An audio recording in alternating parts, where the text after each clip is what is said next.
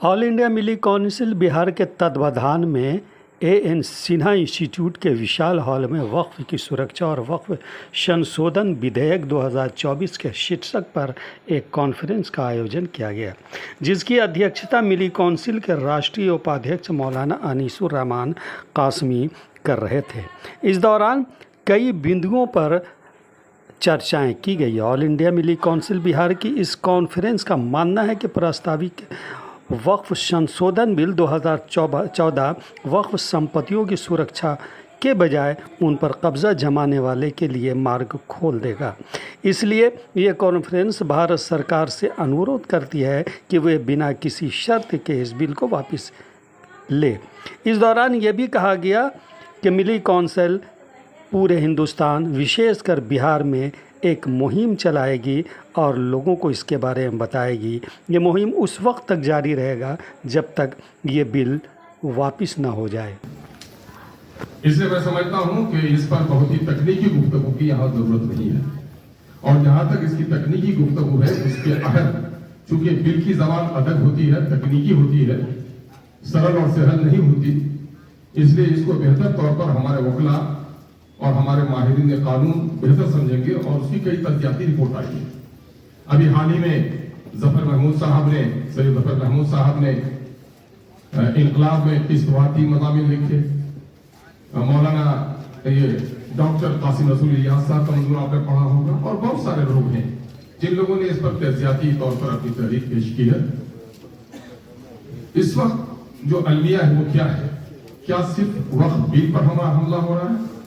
आजादी की तारीख से लेकर इस वक्त अगर हम देखें तो आजादी का सूरज जब निकला, जिन पागलों ने मुल्क का बंटवारा किया वो जाने, लेकिन मैं मुसलमानों के ताल्लुक से एक बात कहता हूं कि मुसलमानों ने हिंद के लिए बड़ा अलमिया था, ठीक उस बदनसीब घर के तरह कि बेटी की बारात आई हो, शहनाई बज रही हो, उसी वक्त उसके जवान बेटे की लाश उसके दरवाजे पे आए तो उस घर का आलम क्या हो। हिंदुस्तानी मुसलमानों के लिए यही कुछ उस वक्त भी रहा। और उसके बाद बेदर पे आप देखेंगे कि बाबरी मस्जिद के सानहा से कबल मुख्तलिफ मकामात पर हजारों फसादात हुए, और फसादात के जरिए से मुसलमानों के जान, माल, इज्जत, आबरू और इमलाक को तबाह बर्बाद किया गया। उसके बाद फिर बाबरी मस्जिद का सानहा आपके सामने में आया, उससे कबल साहबानों का मामला आपके सामने में आया, फिर एनआरसी का मसला आपके सामने में है, तलाक बिल है। ये सारी वो साजिशें हैं कि इस वक्त हुकूमत के बैठे हुए लोग हिंदुस्तानी मुसलमानों को चैन से रहने नहीं देना चाहते। उनको सिर्फ इनके औकात के इमलाक पर नजर नहीं है, बल्कि आपकी तहजीब, आपकी जबान, आपका कल्चर और उससे बढ़कर आपके दीन और शरीयत से दुश्मनी है। हमको ये बात समझनी पड़ेगी, और उसी कड़ी का एक हिस्सा है कि औकात पर कब्जा किया जा रहा है। और इस वक्त मोदी की मजबूरी भी है कि अपनी घटते हुए इकबाल को बुलंद करने के लिए वो क्या करे। मुझे बड़े अच्छे अंदाज में देहात गांव के आदमी ने समझाया कि मोदी की हालत क्या है इस वक्त। किसी अमीर का बच्चा रोता है तो उसे नौकर को देता है, इसे सहलाओ, खिलौना दो, खिलौना फेंक देता है, फूल की क्यारियों में ले जाता है, फिर भी चीखता है। ऐन उसी वक्त उसके दरवाजे के तालाब के किनारे एक बिल्ली पड़ी है, और वो नौकर जो बच्चे को गोद में लिए था, उस बिल्ली के बच्चे को पकड़ता है, पानी में डुबोता है, उठाता है, तो बच्चा मुस्कुराने लगता है, हंसता है, और दिल उसका बहल जाता है। पहले ने मेरे जीवन की सबसे जीने की एक मात्र माध्यम, एक ऐसी विचार, एक ऐसी संस्कृति, एक ऐसा मानव कल्याण या विश्व कल्याण का वो वसुधैव कुटुंबकम का सार्थक संभव का सार्वभौमिकता का विराट प्रेम की संरचनाएं आज और कल वो विचारधारा। सवाल मुसलमानों का नहीं है,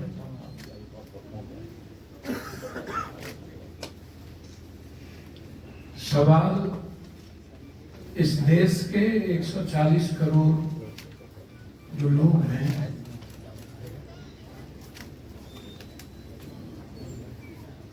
एक खूबसूरत विचारों का सम्मान, एक दूसरे के प्रति जीवन की खूबसूरती, लोकतांत्रिक मूल्यों और नैतिक मूल्यों पर चलने वाला जो व्यक्ति है, जो सभी तरह के सामाजिक, धार्मिक, आध्यात्मिक, सांस्कृतिक और मानवीय विचार के साथ संवैधानिक दायित्वों के कर्तव्यों को अपने जीवन में संपूर्ण भारत के लोगों की बेहतरी के लिए काम करते हैं, उसमें से ये मिली काउंसिल भी एक इदारा है जिनके सभी यहाँ पर बिहार के मुकम्मल और बाहर के भी सभी कई अलग अलग इदारे के जिम्मेदार सभी हमारे बुजुर्ग बैठे हैं। मैं सभी बुजुर्गों का जो मंच पर विराजमान हैं, जिनकी चिंता, जिनकी सिर्फ इस वक्फ बोर्ड से नहीं है, वक्फ बोर्ड के साथ इस देश के हालात के बारे में भी है। इस घटना के बाद कौन सी कई प्रतिक्रियाएं समाज में जो आएगी, उनकी गहरी चिंता वहां है। वक्फ बोर्ड तो मैं समझता हूं एक ऐसे मुद्दे हैं जिसको सिर्फ दिखाने के लिए किया गया है। इसके पीछे बहुत सारी बातें हैं जिनको मैं सदन में भी, सदन के बाहर में भी, और उसको थोड़े से शब्दों में हमने उस दिन भी मौलाना हमारे गार्जियन जिनसे मेरा जब ये अमरत शरीयत में थे उससे पहले जितने अमरत शरीयत से मेरा रिश्ता रहा, इनसे बहुत गहरा रिश्ता रहा। मैं यहाँ पर लगभग लोगों से मेरे रिश्ते बहुत गहरे हैं।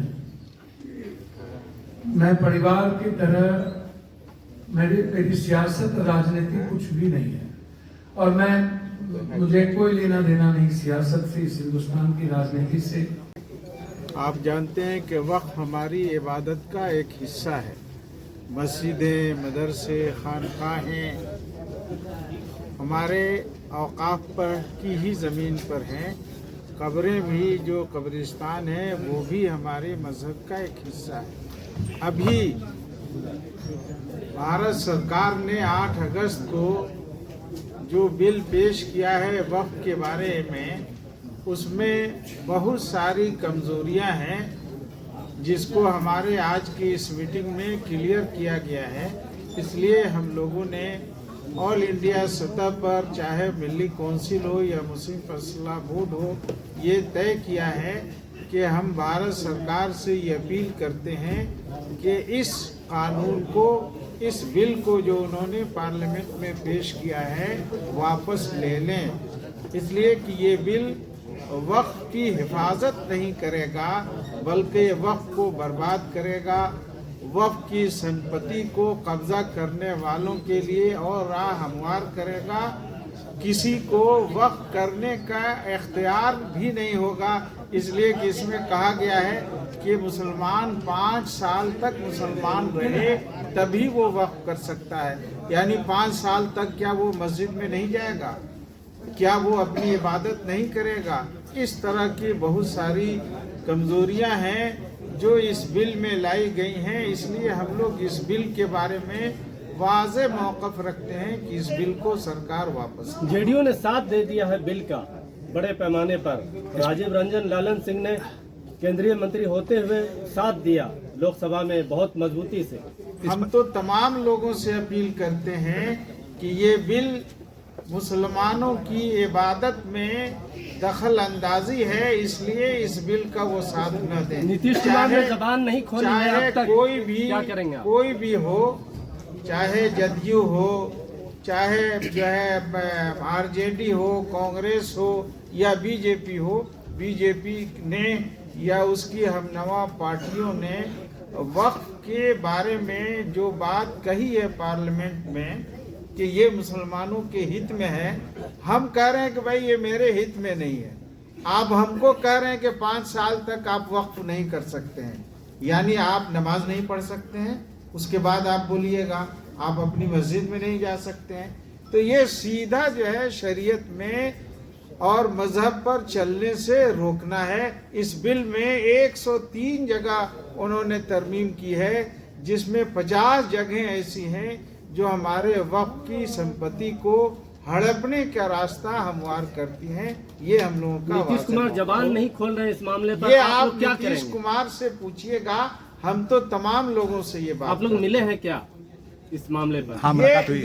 ये वक्फ का ये कॉन्फ्रेंस इस बात के लिए नहीं है कि किसने क्या कहा, मिलेंगे आगे क्या मिलेंगे? हम तो सबसे, बल्कि हमने तो ये तय किया है कि ये तहरीक जो है हमारी जारी रहेगी। और आज हम अपील भी कर रहे हैं कि तमाम अजला से आए हुए नुमाइंदे अपने अपने यहाँ इस तरह की कॉन्फ्रेंस मुनक्किद करेंगे और आज आपके सामने ये ऐलान करेंगे कि हमारे यहाँ ये कॉन्फ्रेंस की जाए। मैं इसी के साथ आप सबका तो यहाँ से अगला कदम क्या होगा? कॉन्फ्रेंस के बाद आप लोगों का अगला प्रोग्राम क्या होगा? पहले तो अवेयरनेस पैदा की जाए कि हम वक्फ बोर्ड की अगर कोई कमजोरी है तो उसको सुधारेंगे, ये कमजोरी अगर मुसलमानों में है तो उसको सुधारेंगे, सरकार में है तो उसको सुधारेंगे, लेकिन इस बिल को पास नहीं होने देंगे। आपके भाषण से लगा कि सेकुलर पार्टियों पर आपको भरोसा नहीं है। नहीं, कहाँ से भरोसा होगा? नहीं भरोसा है। मुंह में राम बगल में छुरी नहीं हो, कम तो थोरम थोड़ी। नियत खराब रहती है। मुसलमान को नंगा तार समझते हैं। एनआरसी देखिए, कुछ भी देखिए, हमेशा इस्तेमाल करते हैं। आपने कहा हर मुसलमान मजबूरी है।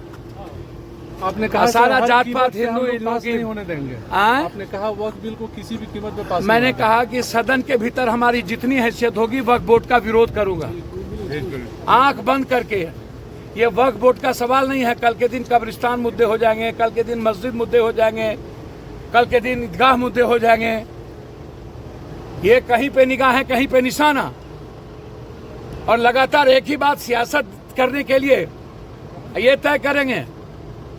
और 11 कमेटी में 7 आप डाल दीजिएगा दूसरे वर्गों का, जो इस्लाम इजाजत नहीं देती। ये कोई मुसलमानों का इदारा की बात नहीं है। ये किसी धर्म, ये कंप्लीट रूप से अल्लाह और के नाम से वक्फ बोर्ड समर्पित है। तो इस मामले पर बिल्कुल हम ओपन है। कोई भी धर्म, सिखिज्म हो, ईसाईयत हो, बौद्धिज्म हो, दलित हो, ST SC का मामला हो, किसी पर हम लोग एक है। सर, पप्पू यादव का इस बारे में क्या मौका?